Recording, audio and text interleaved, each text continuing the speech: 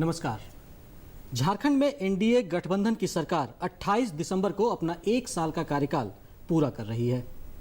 रघुवर दास को झारखंड के 15 साल के इतिहास में पहले पूर्ण बहुमत की सरकार चलाने का अवसर भी मिला है।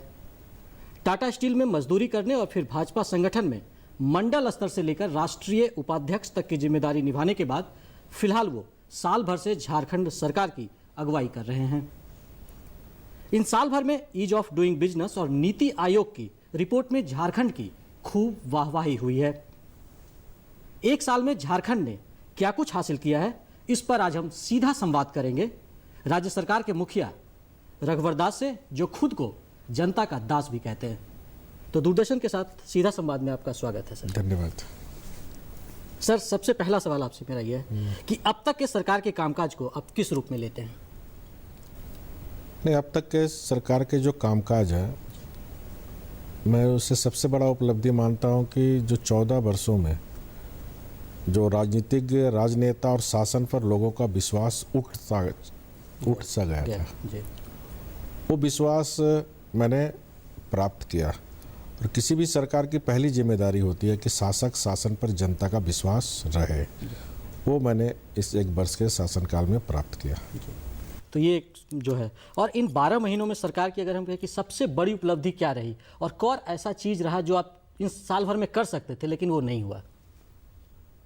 नहीं, जो सबसे बड़ी उपलब्धि तो पहली मैं बताया आपको कि खोया हुआ विश्वास मैंने वापस प्राप्त किया। दूसरी जो उपलब्धि है, ये राज्य उग्रवाद या उग्रवाद के नाम पर जो असामाजिक तत्वों का जो लगातार कानून व्यवस्था को चुनौती देते था, 1 वर्ष के अगर दरमियान में हम देखें तो उग्रवाद की घटनाएं ना के बराबर हुई है और काफ़ी उग्रवादी संगठन के लोग सरेंडर भी किए, कुछ मारे गए और कुछ इस ग्राम पंचायत के चुनाव में काफ़ी लोग मुख्य धारा में भी शामिल हुए। और मैं मानता हूँ ये राज्य के लिए सुखद है, क्योंकि जहाँ सुरक्षा और शांति रहेगी वहीं विकास होगी।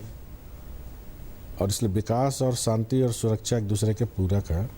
तो दूसरी उपलब्धि मैं ये मानता हूँ।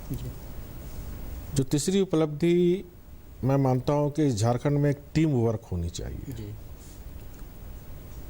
मंत्रिपरिषद, पदाधिकारी, कर्मचारी, अधिकारी और जनता, यानी शासक, शासन और जनता, तीनों का एक सकारात्मक सोच इस राज्य में 1 वर्ष के अंदर डेवलप हुआ। जैसा कि आप नक्सलवाद की बात कर रहे थे सर, कि काफ़ी हद तक आपने रोक लगाने की कोशिश की है और वो दिख भी रहा है।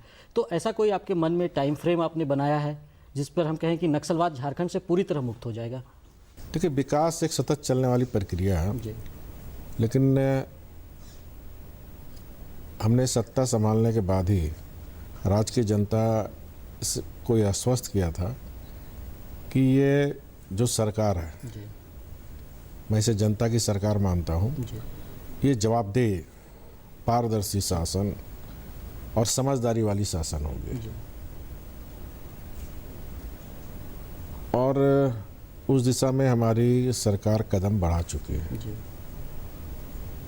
और मुझे लगता है कि आने वाले समय में हम जनता की जो आकांक्षाएं हैं, आशाएं हैं, उसको पूरा कर सकते हैं।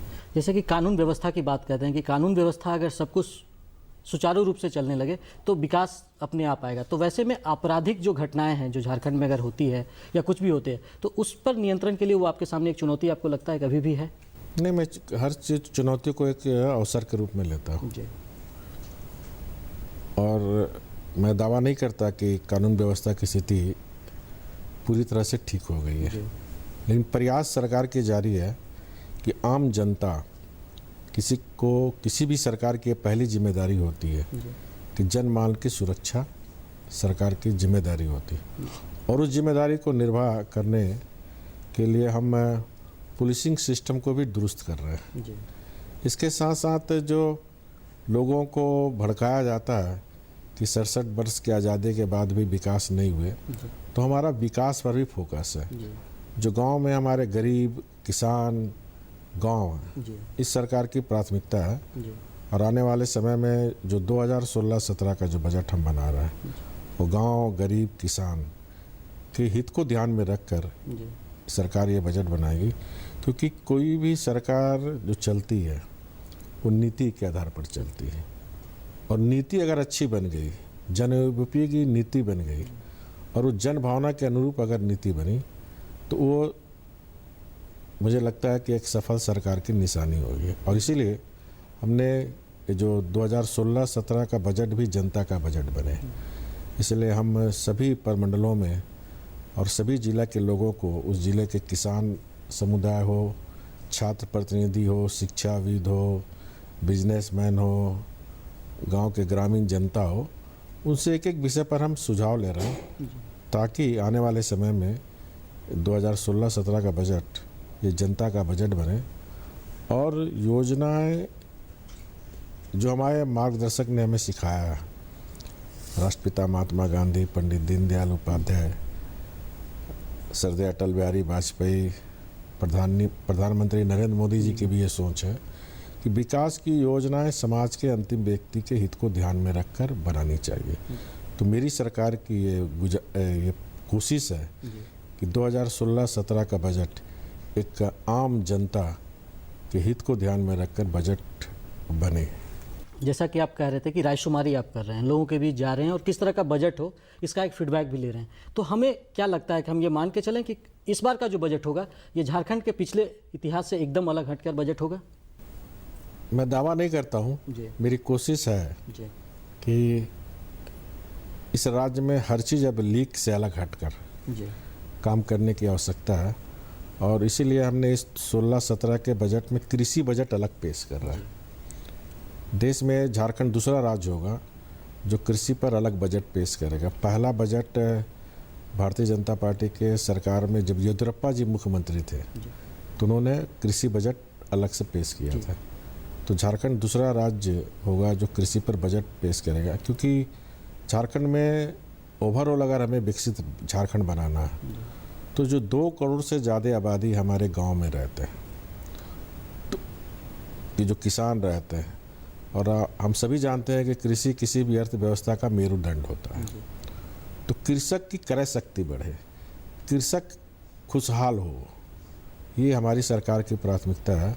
और आने वाले 5 वर्ष के अंदर हम एक लक्ष्य निर्धारित करके एक समय सीमाबद्ध long term planning, middle time planning, short term planning, तीनों प्लानिंग पे काम कर रहे हैं, ताकि 2019 में हम इस झारखंड को विकसित राज्य की श्रेणी में हम खड़ा देखें, क्योंकि झारखंड में प्राकृतिक ने दोनों हाथ से अपनी वैभव लुटाया है। ज़रूरत है इस प्राकृतिक संपदा को, इस भू संपदा को, और इस झारखंड में जो सरल सीधे मेहनतकश जो हमारे मानव संसाधन बल है, उसको एक समग्र रूप से समावेशी विकास के लिए हम सबका साथ लेकर और सबका विकास जो माननीय प्रधानमंत्री जी का मूल मंत्र है, उस मंत्र के आधार पर हम चल रहे हैं। जैसा कि आप कह रहे थे कि प्राकृतिक संपदाओं से झारखंड परिपूर्ण है, तो वैसे में क्या लगता है कि झारखंड के बने 15 साल हो गए, तो कहाँ कमियां रह गई कि उसका दोहन नहीं हो सका और हम एक अच्छा विकास झारखंड में नहीं कर सके? तो किसके इसको जिम्मेदार मानते हैं? नहीं, देखिए, इस राज्य में 2 अन्य राज्य हमारे राज्य के साथ ही अलग राज्य हुई थी, सरदार अटल बिहारी वाजपेयी जी ने दी थी, लेकिन 2 राज्य में राजनीतिक स्थिरता थी। हमारे राज्य में राजनीतिक अस्थिरता नहीं थी, और विकास के लिए स्थिरता जरूरी है। तो मैं किसी सरकार को दोष नहीं देना चाहता हूँ, मैं सिर्फ इतना ही जानता हूँ, अतीत से सबक लेकर आने वाला भविष्य सुनहरा हो, मैं उस पर फोकस करता हूँ। जो कमियाँ थी, जो खामियाँ थी, जो लोग की आकांक्षाएँ थी, जो अपेक्षाएँ थे, या फिर हम जो करना चाहते थे हमने नहीं कर पाई, लेकिन अब राज्य की जनता ने एक बहुमत की सरकार बनाई है। तो ये मेरी कोशिश है कि मैं उनकी उम्मीदों पर खड़ा उतरूं, उनकी अपेक्षा और आकांक्षा के अनुसार ये सरकार चले। एक चीज़ जो आप कह रहे थे, सुशासन की सरकार है और आप भ्रष्टाचार, नो टॉलरेंस की नीति पर आप काम भी करते हैं, तो भ्रष्टाचार अभी भी कहीं ना आगे बढ़ा है, ये खबरें आ जाती हैं और सुनने को मिलता है। तो क्या एक रोड मैप हम कहें आपकी तरफ से कुछ है कि हम भ्रष्टाचार पे पूरी तरह से नियंत्रण? देखिए, भ्रष्टाचार समाज के लिए एक कोड़ है जी, और कोड़ को हम साल भर में, 2 साल में, 3 साल में समाप्त नहीं कर सकते, कम कर सकते हैं।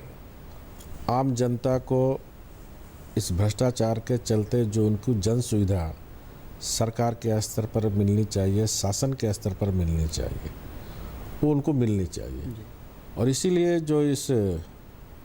जो आज हम आईटी के युग में जी रहे हैं, तो इसमें हम सूचना प्रौद्योगिकी विभाग का अधिक से अधिक उपयोग करके ये जो जनता और शासन के बीच जो फासला है, उस फासला को हम खत्म करना चाहते हैं, क्योंकि इस फासला के कारण ही भ्रष्टाचार का जन्म होता है। इस फासला के कारण ही इस राज्य में बिचौलिया जन्म लेते हैं। और इसीलिए आप देख रहे हो कि मैं हर चीज़ आईटी, और 2016 मार्च तक इस पे भी हमने डेडलाइन दी। सरकार के सारे काम, चाहे वो जाति प्रमाण पत्र हो, आय प्रमाण पत्र हो, ज़मीन का म्यूटेशन का हो, सारे काम हमने ऑनलाइन में और उस दिशा में काम कर रही है। और हमने उसका लक्ष्य 2016 तक हमने निर्धारित किया। जो राइट टू सर्विस एक्ट 2011 के साथ 151 जो कानून बने थे जो जनता को सुविधा देने के लिए, तो उस सुविधा में भी अगर समयबद्ध वो अधिकारी प्रमाण पत्र नहीं देते हैं, तो उस एक्ट में प्रावधान है उनकी तनख्वाह से पैसा काटना। तो उसका भी हम कड़ाई से पेश आएंगे। जो अधिकारी अगर समय पर जाति प्रमाण पत्र नहीं देता, तो वैसे लोग पर सरकार की पैनी निगाह रहेगी। और हम आप दूरदर्शन के माध्यम से आम जनता से भी अनुरोध करेंगे कि आप जागरूक हो और सरकार शासन तक ये ज़रूर आप सुविधा हमें पहुंचाओ कि हमारे साथ ये अधिकारी नाइंसाफ़ी कर रही है। सरकार 24 घंटे के अंदर वैसे अधिकारी को दुरुस्त करने का काम हमारी सरकार करेगी। एक चीज़ सर, आप राज्य के पहले गैर आदिवासी मुख्यमंत्री हैं। आदिवासी के नाम पर यहाँ राजनीति भी खूब हुई है। ऐसे में उनके विकास के लिए अब आपके सामने कोई रोड मैप, या हम कहें कि आदिवासी आपके दिल में बसते हैं और कुछ आप उनके लिए नया करेंगे जो पिछले 14-15 सालों में नहीं हुआ है? देखिए, कहीं संविधान में ये अंकित नहीं है कि प्रधानमंत्री, मुख्यमंत्री, राष्ट्रपति किसी समाज का एक वर्ग बनेगा। जो प्रधानमंत्री होते हैं वो सब देश के सभी के लिए होते हैं। जो मुख्यमंत्री राज्य बनते हैं वो समाज के सभी वर्गों के लिए होते हैं। जो राष्ट्रपति होते हैं वो भी सभी समाज के सभी वर्गों के लिए। और कोई भी सरकार समाज का एक वर्ग, और खासकर भारतीय जनता पार्टी की जो हमारी राजनीति है, हम समाज के किसी एक वर्ग को ध्यान में रखकर काम नहीं करते हैं। समग्र रूप से समाज का हर तबके का विकास हो। ये बात सही है कि जो गरीब है, जो उपेक्षित है, विशेषकर जो दलित है, जो अपने जनजाति समाज है, जो पिछड़ा वर्ग है, जो अक़लियत है, उन्हें भी समाज की बराबरी में लाना। लेकिन उनके बराबरी के साथ साथ समाज के दूसरे वर्ग का अधिकार को हनन ना हो, क्योंकि सरकार किसी एक वर्ग के लिए नहीं है। इसलिए हम समाज के सभी वर्गों के साथ समान व्यवहार करते हुए सबका विकास, सबका साथ, सबके साथ न्याय, इस सिद्धांत पर हम चलेंगे। इसी से जुड़ा हुआ एक सवाल है सर, स्थानीयता नीति को लेकर झारखंड में हमेशा सवाल उठते रहते हैं, चर्चा होती रहती है। आपकी सरकार आने के बाद भी विपक्ष का आरोप है कि सरकार ने वादा किया कि हम स्थानीयता नीति लेकर आ रहे हैं, लेकिन अब तक नहीं हो सका। तो क्या मानकर चलें कि कोई वजह रही? कोई पूछना चाहता हूँ आपके माध्यम से, ये पहली सरकार है जो ईमानदारी से, चाहे आप स्थानीय नीति कहें चाहे नियोजन नीति कहें, ईमानदारी से पहल की थी। हमने सदन के अंदर भी घोषणा किया था कि हम यथाशीघ्र स्थानीय नीति घोषित कर देंगे। देखिए, कुछ मुद्दे ऐसे होते हैं जिस मुद्दे पर, जो महत्वपूर्ण मुद्दे होते हैं, उस पर हम जरूर सत्ता में हैं, लेकिन उन मुद्दों पर आम सहमति होनी चाहिए। और आम सहमति की पहल के लिए हमने तमाम राजनीतिक दलों से के साथ बैठक भी की थी। इस राज्य में जो बुद्धिजीवी वर्ग है उनके साथ भी हमने बैठक की थी। हमने जो ट्रैवल एडवाइजरी कमेटी है उनके साथ भी बैठक की थी। इस राज्य में जो सामाजिक संगठन है उन सामाजिक संगठनों से भी हमने बैठक की थी। लेकिन जो राजनीतिक दल के लोग हैं वो जब बैठक में कुछ बोलते थे और जब बाहर निकलते थे तो आप मीडिया के सामने वो कुछ अलग राह अपनाते थे। तो ये जो दोहरी नीति जो राजनीतिक दल की थी, तो मैंने फिर कार्मिक विभाग को कहा सभी राजनीतिक दल को आप पत्र दो, और उस पत्र में स्पष्ट रूप से राजनीतिक दल इस स्थानीय नीति चाहे नियोजन नीति पर जो भी उनका सुझाव और उसके बाद फिर एक आम सहमति के आधार पर इसका हम निर्णय लेंगे। आज भी सरकार कटिबद्ध है, हम स्थानीय नीति नियोजन नीति यथाशीघ्र लाने के पक्षधर हैं, लेकिन मैं तमाम विपक्षी दल से अनुरोध करूंगा कि अब राजनीति की गंदी खेल मत खेलो। अभी भी वक्त है, आप लिखित सुझाव यथाशीघ्र दे दो ताकि 2016 का वर्ष जो विकास का वर्ष होगा, जो जनता का वर्ष होगा, उस वर्ष में जनता की जितनी भी समस्या हैं उसका हम समाधान कर सकें। सर, हाल ही में यहाँ पे पंचायत चुनाव संपन्न हुए हैं जो कि दूसरी बार झारखंड बनने के बाद हुए हैं, तो इसमें लोगों की भागीदारी अप्रत्याशित देखी गई, बहुत ही ज़्यादा लोग आगे बढ़ चढ़ के आए। तो ऐसे में हम क्या कहें कि स्थानीय सरकार को अब कितनी स्वतंत्रता यहाँ मिलेगी और वो किस तरह से काम करेगी? लोकतंत्र और झारखंड में मैं इसको एक सुखद मानता हूँ, जहाँ बड़े पैमाने पर गांव की सरकार के लिए जनादेश लोगों ने दिया और इसका हम सब सम्मान करते हैं और मैं मानता हूँ इससे लोकतंत्र की जड़ें हमारी और मजबूत हुई। सत्ता का विकेंद्रीकरण का मैं पक्षधर हूँ और इसीलिए आपने देखा होगा कि डीआरडी डिपार्टमेंट को हटा के हमने जिला परिषद के साथ जोड़ दिया। तो हमारी कोशिश है कि अधिक से अधिक हम सत्ता का विकेंद्रीकरण करके गांव की सरकार को जिम्मेदारी दें। और भारत की अगर प्राचीन परंपरा को अगर हम देखें तो भारत में पहले से इस तरह की परंपरा विद्यमान थी, जहां गांव में बैठकर लोग अपनी योजना बनाना। भारत एक ऐसा देश है जहां 5 लोग को पंच परमेश्वर का दर्जा प्राप्त था। तो उस परंपरा और उस संस्कृति को उसको हम लोग फिर इस झारखंड में लाना चाहते हैं और मैं परसों ही योजना बनाओ लॉन्च करने जा रहा हूँ 29 तारीख को, जहाँ जनवरी के पहले सप्ताह से मुख्यमंत्री हो चाहे मंत्री हो अधिकारी हो, किसी न किसी गांव के ग्राम पंचायत की बैठक लेगी और उस ग्राम पंचायत में उस एक वर्ष की उस गांव की पूरी विकास की खाका तैयार होगा। और मैं अपने लोकप्रिय प्रधानमंत्री जी को थैंक्स देना चाहता हूं, जो वर्षों से जो 14वें वित्त आयोग का जो राज्यों का डिमांड था कि इसका लाभांश बढ़ाया जाए, आदरणीय प्रधानमंत्री जी ने 32% से 42% किया। साथ साथ उन्होंने एक और काम किया कि जो 14वें वित्त का जो पंचायतों का पैसा ग्राम पंचायतों का, वो सीधे ग्राम पंचायत को जाएगा और इस तरह 5 साल के अंदर झारखंड को 6000 करोड़ रुपए सिर्फ गांव के विकास के लिए पैसे आएंगे। यानी हर पंचायत में साल भर 70 लाख 80 लाख रुपया से एक एक ग्राम पंचायत पे आएगा। वो ग्राम पंचायत किसी एक मुखिया की मोनोपोली ना चले, इसलिए हम लोग ने, मैंने कहा, शासन और जनता का जो समावेश योजना बनाओ। उस गांव का मुखिया भी बैठे, जिला परिषद भी सदस्य बैठे, उस गांव के पुरुष महिला युवा वर्ग, एक अपना गांव, और उसमें एमएलए बैठे, एमपी भी बैठे, ये सब हम लोग प्रारूप बना रहे हैं जो जनवरी से शुरुआत होगी और सर्वसम्मत से उस गांव की पूरी विकास की खांचा, कहाँ चेक डैम बनाना है, कहाँ तालाब बनाना है, कहाँ स्कूल चलाना है, कहाँ स्वास्थ्य का, सारी खांचा हम लोग बनाएंगे ताकि आने वाले समय में, मैंने पहले कहा, अगर झारखंड को विकसित बनाना है तो ओवरऑल गांव को विकसित करना होगा। तो उसमें एक समस्या जो आती है, जो देखने में, कि बजट का जो हम कहते हैं कि वो लास्ट के 3 महीने में सारा बजट खर्च कर दिया जाता है और शुरुआती 8-9 महीने में कुछ काम नहीं होता, ये एक लगता है। तो उसको दूर करने के लिए आप कुछ करेंगे? 14 वर्ष में जो सरकार चली उसमें मैंने भी कभी न कभी मंत्री था और 2 बार वित्त मंत्री का सौभाग्य मुझे प्राप्त हुआ। मैंने जो अनुभव प्राप्त किया सरकार में रहते, इस राज्य में कभी भी एडवांस बजट नहीं बना।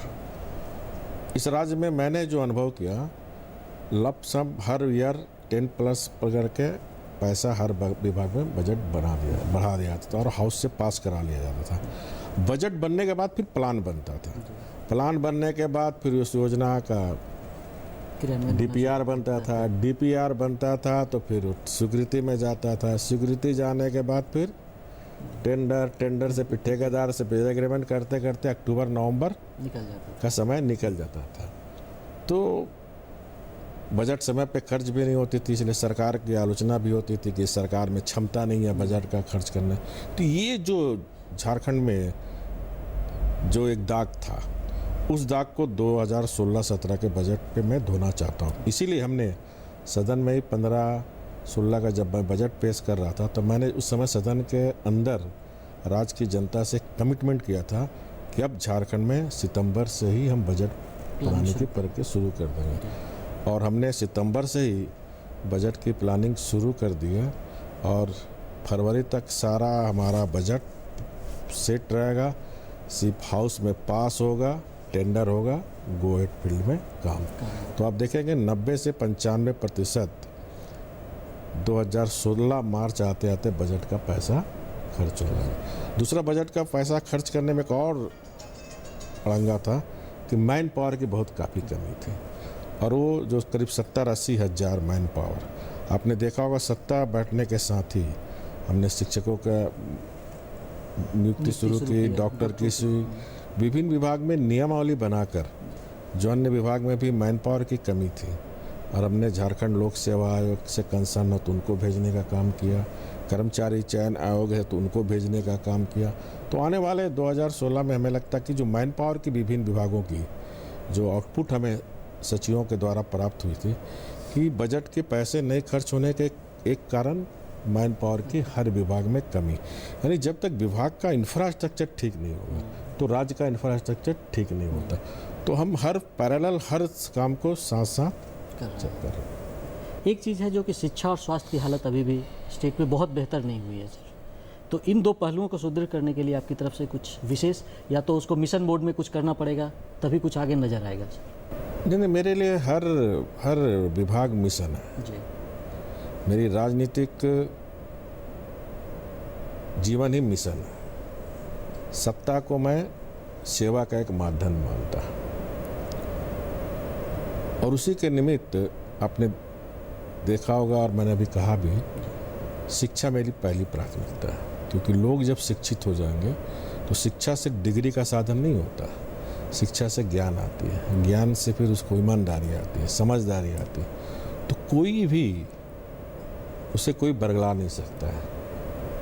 एक गरीब आदमी भी जब शिक्षित होगा तो उसको ये समझ में आएगा क्या मेरे लिए हित में है, क्या मेरे अहित में है। और इसलिए हमने करीब एक वर्ष के अंदर 10,000 से ज़्यादा टीचरों की नियुक्ति कर ली है, टीचर की बहाली चल रही है। दूसरा, हमने रीडिंग एक अनुभव किया कि देश को आज़ाद हुए 67 वर्ष हो गए।